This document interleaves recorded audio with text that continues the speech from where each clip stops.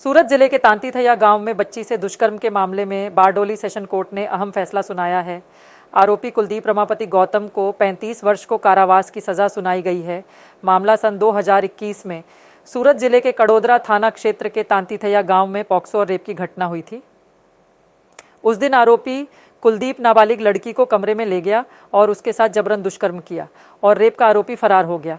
आरोपी को कड़ोदरा पुलिस ने तुरंत पकड़कर लॉकअप में बंद कर कोर्ट में पेश किया। शिकायतकर्ता की ओर से लोक अभियोजक नीलेश पटेल ने मजबूत पक्ष रखा। बारडोली सत्र न्यायालय के न्यायाधीश R.T. मोगेरा की दलीलों को स्वीकार करते हुए आरोपी को दोषी ठहराया गया। वहीं अभियुक्त कुलदीप रमापति गौतम को 35 वर्ष सश्रम कारावास की सजा सुनाई गई।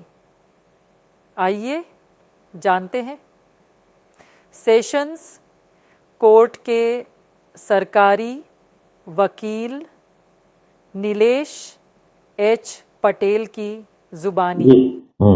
आથી હું Nilesh Kumar Hirabhai Patel, additional PP additional સરકારી વકીલ sessions court Bardoli, Karoda GIDC police સ્ટેશનમાં 1860/2021 થી ઇપીકો કલમ 376A(B) તથા પોક્સો એક્ટની કલમ 4, 6 અને 8 મુજબનો ગુનો નોંધવામાં આવેલો હતો, જે ગુનાના કામે આરોપી કુલદીપ રામાપતિ ગૌતમને અટક કરવામાં આવેલો હતો। સદર ગુનાની હકીકત એવી હતી કે આ કામના ફરિયાદીની પૌત્રી ભોગ બનનાર સગીર વયની હતી અને તે તાંતીથૈયા મુકામે રહેતા હતા।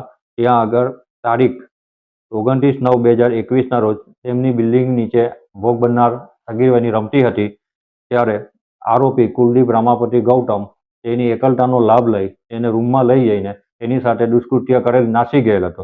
એ બાબતનો ગુનો દાખલ કરવામાં આવેલો હતો, જેની ટ્રાયલ મહેરબાન સુરતના 5મા એડિશનલ ડિસ્ટ્રિક્ટ એન્ડ સેશન જજ R.P. મોગેરા સાહેબની કોર્ટમાં ચાલી જતા R.P. મોગેરા સાહેબે સદર આરોપીને કસૂરવાર ઠેરવી પોક્સો એક્ટની કલમ 4(2) મુજબ 35 વર્ષની સજા અને ₹15,000નો દંડ તથા પોક્સો એક્ટની કલમ 6 મુજબ 20 વર્ષની સજા અને ₹10,000નો દંડ અને પોક્સો એક્ટની કલમ 8 મુજબ 5 વર્ષની સજા અને ₹5,000નો દંડ કરેલ છે।